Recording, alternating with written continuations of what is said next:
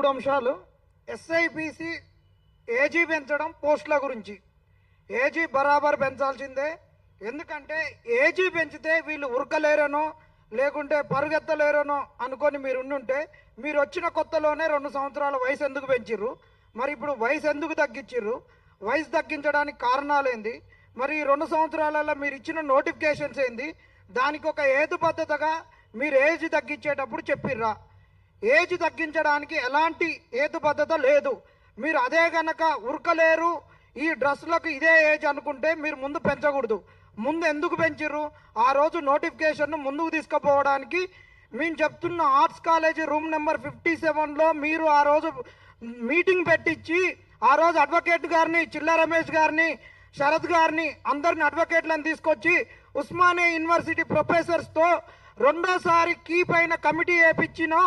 ఆ కమిటీ పైన చర్చలు జరిపి మళ్ళొక్కసారి ఎగ్జామ్ పెడతాం, ఎగ్జామ్ దిశగా నడుస్తుందని నల్లగొండ నుంచి ఉన్నటువంటి గెలిచిన ప్రజాప్రతినిధులు అందరు పోయి ముఖ్యమంత్రి దగ్గరికి పోయి చెప్పి మోసం చేసి అక్కడి నుంచి ఏం జరిగిందంటే చాలా మంది ప్రతినిధులు ఈ నోటిఫికేషన్ ముందుకు తీసుకుపోవడానికి ఎమ్మెల్సీ ఎన్నికలకి చాలా అడ్డం వస్తుందని 5 నుంచి 10 లక్షలు జోబులలో వేసుకొని ఆ రోజు నోటిఫికేషన్ తీసుకుపోయి వీళ్ళు తిరగబడతారని చెప్పేసి మీకు ఎమ్మటే నోటిఫికేషన్ వస్తుంది, ఏజ్ పెంచుతున్నామని ఆ రోజు తూతూ మంత్రంగా ఏజ్ పెంచిర్రు. ఆ రోజు ఏజ్ పెంచడానికి కారణం ఏంటి, ఈ రోజు తగ్గించడానికి కారణం ఏంటి? ఫస్ట్ మీరు చెప్పాలి. ఇంకా రెండో అంశం, 5,000 ఉద్యోగాలు ఉన్నాయంటున్నారు కదా. ఈ 5,000 ఉద్యోగాలు నిజమేనా కాదా అంటే ఆర్టీఐ కూడా వేయాల్సినటువంటి పరిస్థితి లేదు. ఇప్పుడే నేను క్లౌడ్లో కొట్టినాను, ఆంథ్రోపిక్ క్లౌడ్లో తెలంగాణ జనాభా ఎంత, Telangana police force sanction strength అని కొట్టిన. ఈ కొడితే ఏమిచ్చిందో తెలుసా?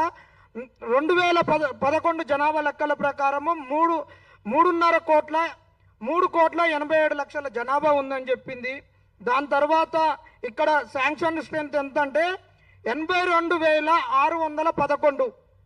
తర్వాత ఇప్పుడున్నోళ్ళు 62,731. ఉన్నటువంటి ఖాళీలు 19,886. కావాలంటే ఇప్పుడు అందరు మీరు క్లౌడ్లో కొట్టండి, ఇదే డేటా వస్తుంది. క్లౌడ్కు డేటా వచ్చింది, మరి మీకు ఆర్టీఐ వేయాలా? మరి మీ దగ్గర ఎందుకు డేటా లేదు చెప్పండి.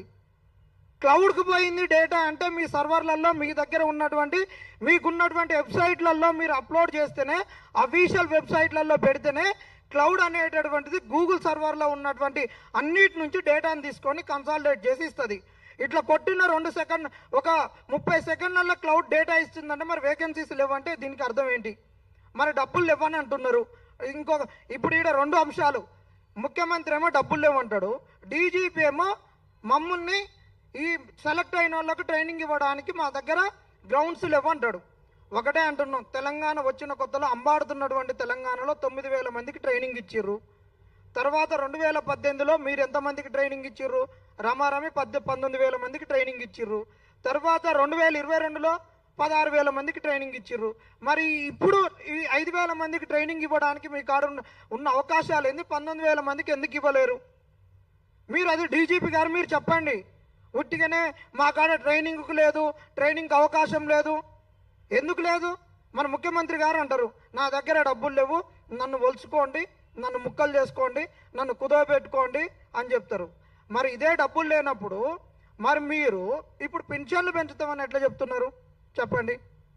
డబ్బులు లేనప్పుడు మీరు ఫుట్బాల్ ఎందుకు ఆట ఆడతారు? ఇష్టం వచ్చినట్టు ఒక్కొక్క ఫంక్షన్లలో మీరు వేస్తున్నటువంటి మెస్ ప్లేట్ల కాస్ట్ 2,000 ఎట్లుంటుంది, వాటర్ బాటిళ్ళ కాస్ట్ 500 ఎట్లుంటుంది? మరి ఇది ఎందుకు దుర్వినియోగం అవుతుంది మీరు చెప్పండి. మొన్న శ్రీధర్ బాబు గారు అంటారు డబ్బులు లేవని అంటున్నారు. కరెక్టే, మరి డబ్బులు లేవు అన్నప్పుడు నీ ప్రభుత్వం వచ్చిన కానించి పిల్లలు అడుగుతున్నప్పుడు మా దగ్గర డబ్బులు లేవు, మేము ఇన్ని ఉద్యోగాలు ఇవ్వలేమని మీరు బరాబర్ చెప్పాల్సింది. ఎవడు మిమ్మల్ని అడిగేటోళ్ళు కాదు, అది క్లియర్. మీ దగ్గర ఉద్యోగాలు లేవనేది తప్పు, డబ్బులు లేవనేది తప్పు. ఎందుకంటే మీరు ఉదయం డబ్బులు లేవని చెప్పేసి నైట్ పబ్బులలో ఎంజాయ్ చేస్తుంటే డబ్బులు లేవని ఎవడనుకుంటాడు? 100%గా డబ్బులు ఉన్నాయి, ఉద్యోగాలు ఇవ్వడానికి ఇది ఇవ్వాలి. సరే డబ్బులు లేవు, ఓకే, ఇది కూడా పక్కన పెట్టేద్దాం. ఇంకొకటి, మాకేదొద్దు, మమ్మల్ని ఒక మంత్రి అన్నాడు కదా, మీరు పోయి ఎక్కడన్నా మీరు 100 రోజుల పని చేసుకోమని అన్నారు. బరాబర్ మేము పని చేసుకుంటాం. ఈ రోజు నుంచి మేము ఉద్యోగాలు కూడా అడగం. 5,000 ఉద్యోగాలు ఇస్తే ఓకే. మరి మాకు ఇస్తున్నటువంటి 10 లక్షల వడ్డీ లేని రుణాలు ఇచ్చేసాయి.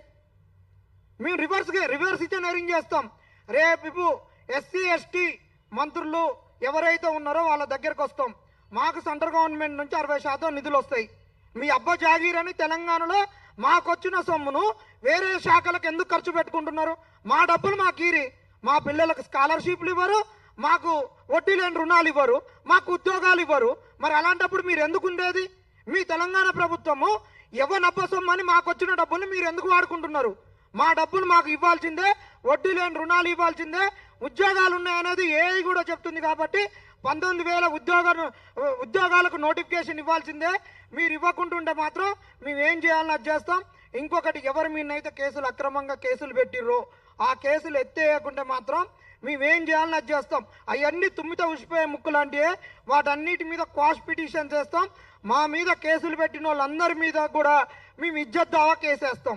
ఎందుకంటే మీరు ఉట్టి పుణ్యానికి మా మీద కేసులు వేసి బెదిరిస్తామంటే తాటాకు చప్పుట్లకు బెదిరేటోడు ఎవడు లేడు. మీరు బెదిరితే బెదిరి, ఇక మేము చూసుకుంటాం. వీటన్నిటి విషయాల గురించి క్లియర్గా మీకు డేటా ఇచ్చినాం. మీరు కనుక రేపటి నుంచి ఎవరు మీ నన్ను కేసులు పెట్టిరు అనుకో, బరాబర్ మీ ఇంటికి వచ్చి మీ అందరి మీద 420 కేసు పెడతాం. సోనియా గాంధీ కుటుంబం మీద, రాహుల్ గాంధీ మీద, ప్రియాంక గాంధీ మీద ఫస్ట్ కేసులు పెట్టాలి. 420 కేసులని మేము అన్ని పోలీస్ స్టేషన్లకి వెళ్ళి మీ మీద కేసులు పెడతాం.